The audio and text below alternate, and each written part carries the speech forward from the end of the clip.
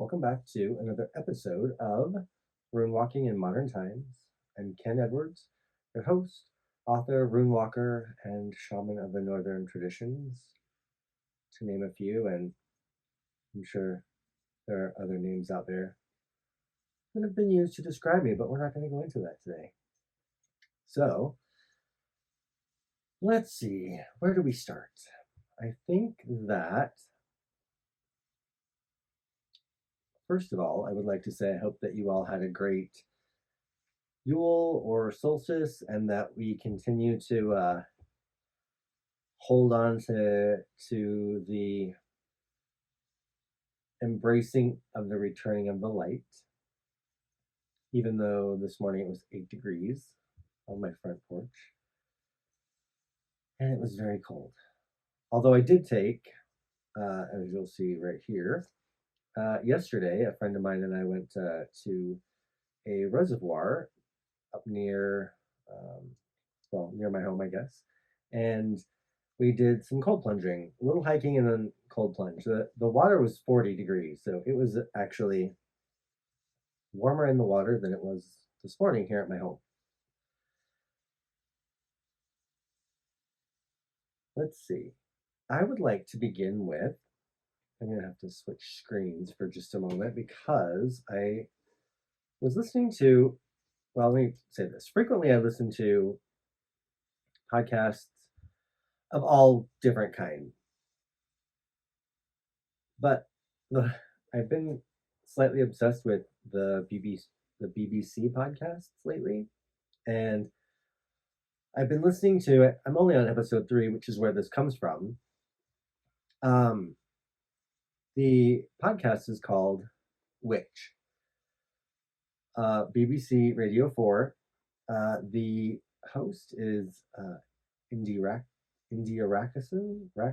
I think is how it's pronounced.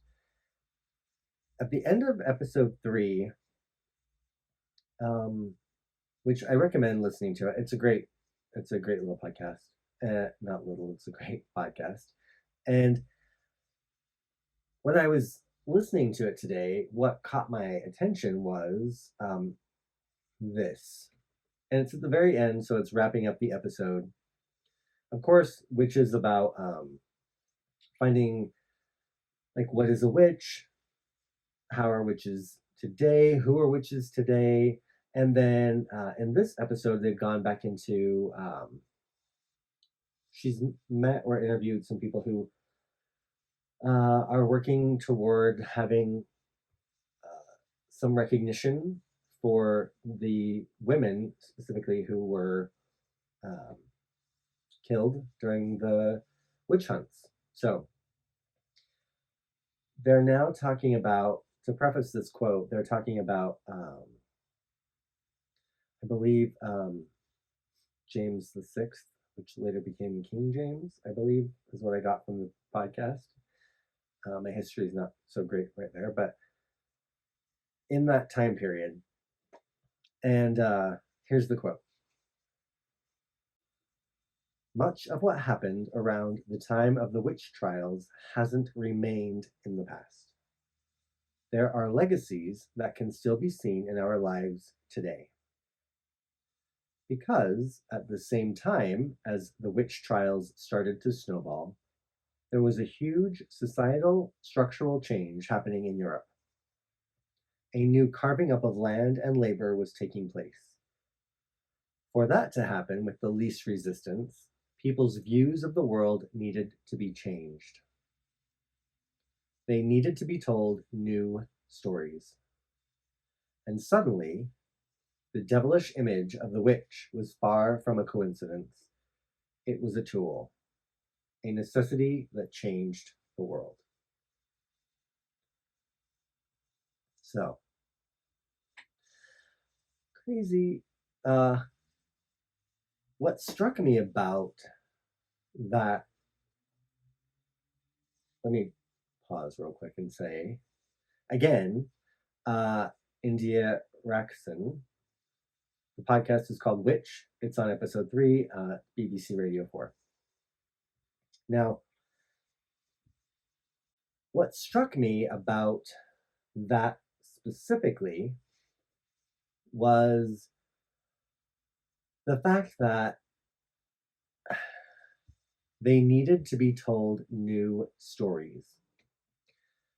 Let me back up even a little bit further. For this new change happening in Europe to take place with the least resistance, people's views of the world needed to be changed. So they saw the world already, but the way they saw it needed to be changed for things to happen.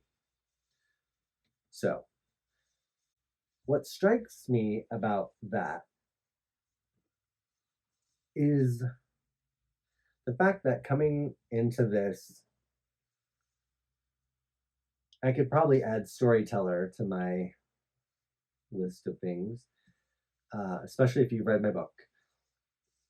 My book is about stories, new stories that still exemplify the accounts and the wisdom held in the runes. And for us to change our structure of society, we will have to tell new stories, and they can't be the Disney stories. They can't be the stories that have gotten us to this point. Especially if we're changing, they're going to have to be new stories. Do I know what they are? No. I will tell you though, sitting down to write, not even write, sitting down to compile the stories and the examples that were in my book is definitely a starting point for me in which story or modern stories about this. And especially because there happens to be a lot of change happening, a lot of realization, a lot of self-actualization, a lot of those type of things happening within my stories in the book, which are me recounting my experiences with people. And that is very much, these shifts and these changes are very appropriate, and they are the new stories. So I really like that. I really like that idea, and I really like the fact that I was struck by the quote in that podcast, and that it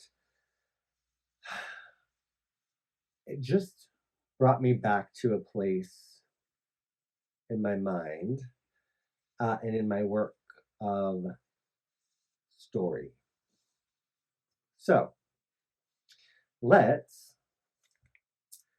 take a look at what the runes may have to say about this today.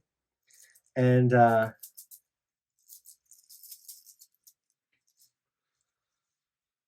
yeah, let's see where what path they take us on, and what addition, what they have to say about, I guess, this topic.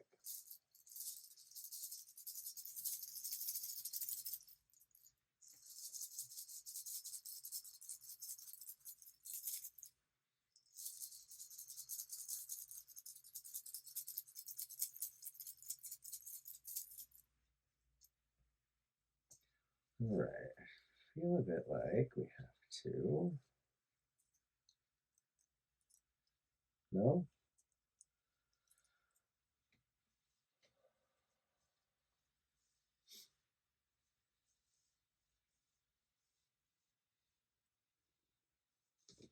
Okay, got it. 1,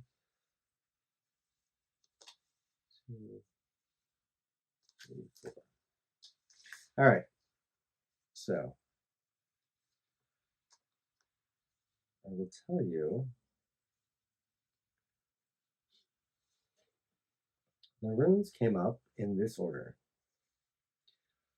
Feu, Stan, Otila, and Dagas.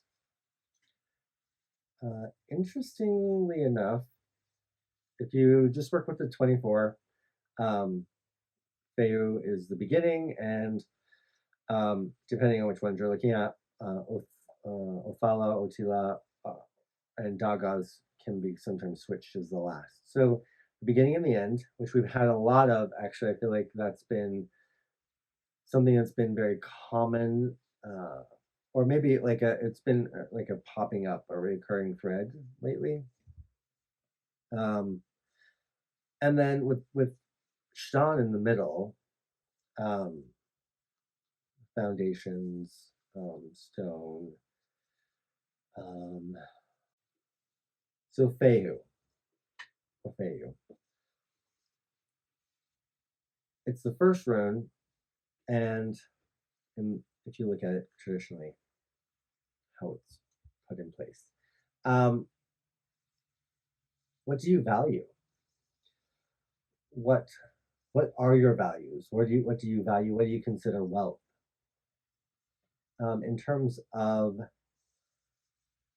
story, we tell stories about the things that are important to us. Recently, I was remembering and thinking back to a story that was passed down to me from my dad and my grandfather, because I believe it was my great grandfather or his brother, who was hiking up in the mountains where above where we live. And at one part of the road, there's like a 10, 12, 15-foot boulder that has fallen off the side of the mountain.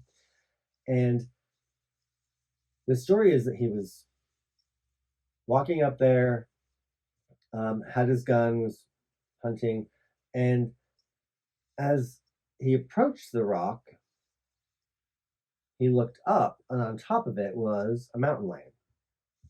And uh, of course, it's a little scary. And the point of that story, whether or not it was intentional, was look up for mountain lions, look up for the danger, look up for the things that could be stalking you, right? So the things that we value, being able to survive in the place I live, knowing what the animals and the elements are that could put that in danger. The next rune, with it being Stan, foundations, keystone, all of those. Let me say this first. The keystone is the one stone at the top of an archway that holds all the other stones in place. So all of the stones in the door, I'm sure I've mentioned this recently. I remember doing it, the graphic for it. All of those things, all of those stones, if there are values or the things that we want to, there are morals or the things that we would tell story about, those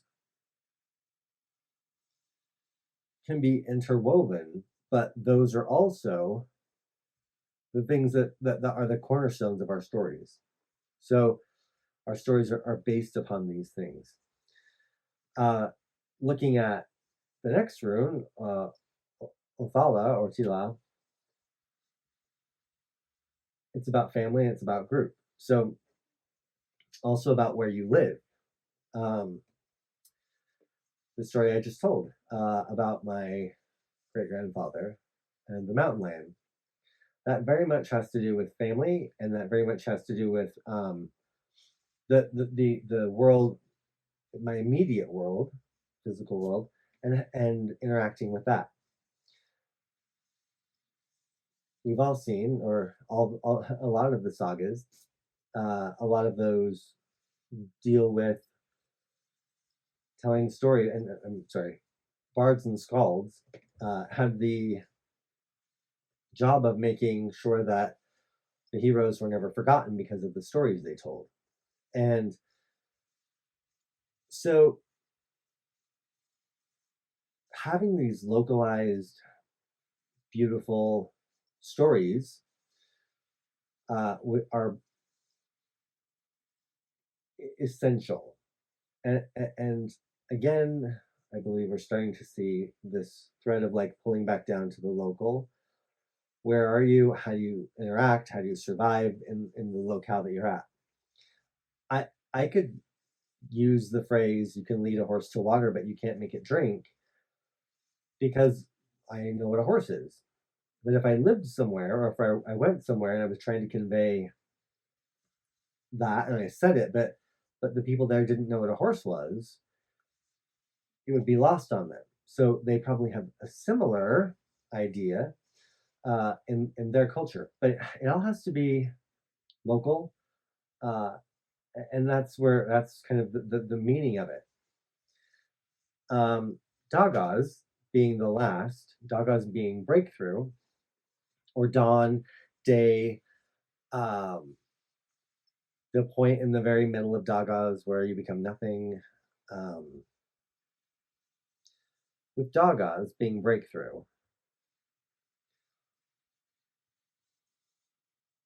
having the light, well, solstice, the light is coming back for solstice, right? The story and these stories should shed light on how to successfully navigate life where you are. When we're talking about Dagas being breakthrough, it's also, I think, talking about being Dagas and storytelling being the breakthrough for us to break the pattern of these old stories that we're being told, and that we still kind of repeat, and that we retell each other, and that we retell our children, so, and each other, and that we reinforce with each other. So uh, those are really interesting runes to come forward when we're talking about story and storytelling and telling new stories. So you have homework. Do you have a story like the story I told of my great grandfather? Do you remember all of the details of it? Can you write it down? Can you even record it via video and or audio, and save it for your children? Do you share those with them? How many of those stories are applicable and appropriate? How many times do we not listen to them because we think that they're outdated? And yet, you can lead a horse to water, but you can't make it drink is still appropriate, as well as looking up for the mountain lions is still appropriate where I live. So your homework is to find those stories, or at least one. Write it down, journal it, see what is the story meant to say? What is it meant to convey? Who are the characters? Can you develop the characters? What what are you like as a storyteller? Can you tell a story? Do you tell it orally, or is it better for you to have it written down, or do you, like these paintings behind me, do you tell a story through painting, through art? So, rune walking in modern times, part of that is about changing our narrative and our story. And as the quote from the beginning said, if we want the change, we have to begin to tell different stories so that we can see the world differently. Now, that happens to us every day with our media, right? But how do you do it?